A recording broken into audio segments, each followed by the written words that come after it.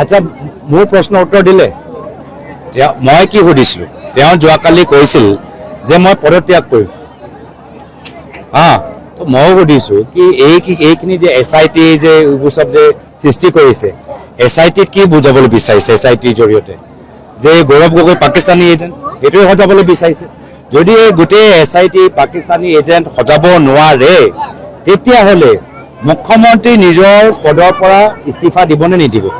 এতিয়া আপোনালোকে দেখিলে এই প্ৰশ্নৰ পৰা কেনেদৰে তেওঁ ফালেৰি কাটি গুচি গ'ল কোৱা নাই মই এতিয়া কোৱা নাই নেকি অলপ আগৰ দায়িত্ববোৰ চাবচোন প্ৰত্যেক মাহে বেলেগ বেলেগ কথা কোৱা নাই নেকি আগৰ কোৱা নাই তেওঁ নিজে নিজকে কটাক্ষ কৰিছে মোৰ তেওঁ গোটেই ফেচবুক গোটেই প্ৰেছ ৰিলিজ গোটেই পাৰ্টাৰ যিমান গোটেই দৰ্শে আছে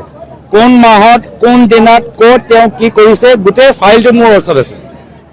আৰু আপোনালোকে জানে এটা পিছত এটা তেওঁ গোল পোষ্টটো সলাই আছে এটা পিছত আগতে তেওঁ কৈছে পাকিস্তানী এজেণ্ট তাৰপিছত কৈছে ISI এতিয়া বেলেগ কথা লাহে লাহে তেওঁ পলাই আছে হয় নহয় গোটেই বিষয়ৰ পৰা তেওঁ পলাই আছে আৰু মই কৈছোঁ ঠিক আছে যদি তেওঁ এটা পদত্যাগ পৰা সেই দাবী যে খুব যে ডাঙৰ ডাঙৰ কথাবোৰ ক'লে এতিয়া পদত্যাগ পৰা তেওঁ সেই দাবীটো আমাৰ মানা নাই ঠিক আছে মই ভাল পাইছোঁ মই তেওঁক ইমান সহজ সৰলভাৱে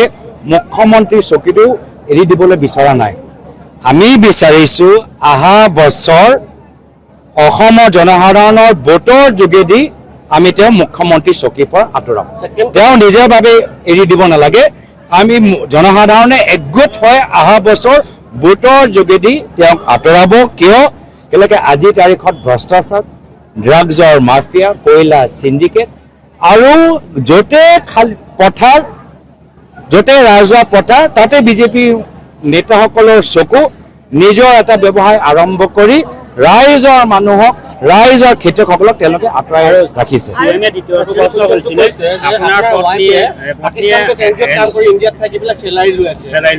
এইবোৰ চব তেওঁ SIT কিয় গঠন কৰিছে যদি তৰ্ক বিতৰ্ক এনেকৈ কৰিব লাগে তেতিয়া SIT ভাঙি দিয়ক তেওঁ কি কৈছে যে SIT জৰিয়তে তদন্ত কৰিব এইবোৰ চব কথা ওলাই আহিছে তো SIT কাম শেষ হৈ গ'ল তেতিয়া ৰিপৰ্ট ছাবমিট কৰি দিয়ক SIT যেতিয়া তেওঁলোকে ৰিপৰ্ট ছাবমিট কৰিব ৰাইজক ৰাজহুৱা কৰিব তেতিয়া আমি এটা এটাকে কথা আমি তাৰ উত্তৰ দিম মইতো কৈ আছোঁ ছেপ্টেম্বৰ কাৰণে কিয় যদি এতিয়াৰ পৰা CM এতিয়া এই বিষয়টো আৰম্ভ কৰিছে তেতিয়া SIT ৰিপৰ্ট জমা কৰি দিয়ক মানে আৰু একো পোৱা নাই SIT ৰিপৰ্ট জমা কৰি দিয়ক SIT ৰিপৰ্ট ৰাইজক কওক কি তথ্য পালে SIT কামবোৰতো আমি জানিব লাগে না ইমান কষ্ট কৰি দিল্লীলৈ গৈছে তো আমিও জানিবলৈ বিচাৰোঁ SIT ৰিপৰ্টটো তেওঁলোকে জমা কৰি দিয়ক এতিয়া কৈছে হোৱাইট পেপাৰ কেতিয়াবা কয় SIT বিভিন্ন ধৰণৰ বেলেগ বেলেগ সময় বিশেষকৈ কথা মোৰ কথাটো কি যে তেওঁ চিন্তাত পৰিছে তেওঁৰ কথাটো ক'বলৈ দিয়ক তেওঁ চিন্তাত পৰিছে কি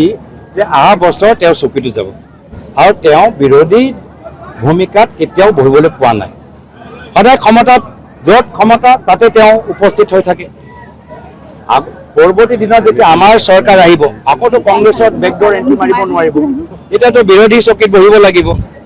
বিৰোধী আসনত বহিব লাগিব তেতিয়া কি হ'ব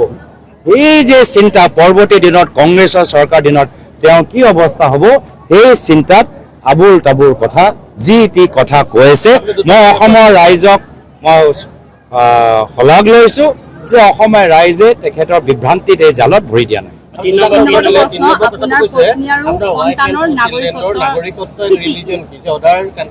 চাওক ল'ৰা ছোৱালীৰ কথা সুধিলে তেতিয়া মোৰ তেওঁৰ ল'ৰা ছোৱালীৰ কথা সুধিব লাগিব মোৰতো ল'ৰা ছোৱালী 8 বছৰ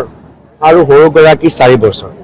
এতিয়া মই তেওঁৰ ল'ৰা ছোৱালীক সুধিলে এতিয়া বস্তুটো ৰাজনীতিটো মই এই ধৰণৰ নিম্ন ৰাজনীতি মই কৰিবলৈ বিচৰা নাই মই পুনৰবাৰ কৈছোঁ SIT ৰিপৰ্টে এইখিনি কথাই তদন্ত কৰি আছে SIT ৰিপৰ্ট জমা কৰি দিয়ক ৰাইজক জানিবলৈ দিয়ক কি সংৰক্ষণ কৰিলে কি তথ্য পাকিস্তান এজেণ্ট ISI এজেণ্ট এইবোৰ চব যে সজাবলৈ বিচাৰিছে ক'ত গ'ল সেই অভিযোগবোৰ ক'ত গ'ল এতিয়া সেই তাৰ পৰা তেওঁ ফালেৰি কাটিছে ধন্যবাদ মই যদি মনত পেলাওঁ আপুনি কৈছে যে তেওঁ কৈছে যে পাকিস্তানী এজেণ্ট পোৱা নাই তেওঁ কৈছে নেকি তেওঁ নিজে ক'লে পাকিস্তানী এজেণ্ট নহয় ক'লে নে নাই? নিজে ক্লিক কৰিছে নহ'লে থাকি আহিছে বুলি কৈছে। নাই নাই, পাকিস্তানী এজেণ্ট নহয় এইটো কথা কৈছিলে নাই? এইটোৱেতো আচল কথা, এইটোৱেতো আচল কথা। হ'ব।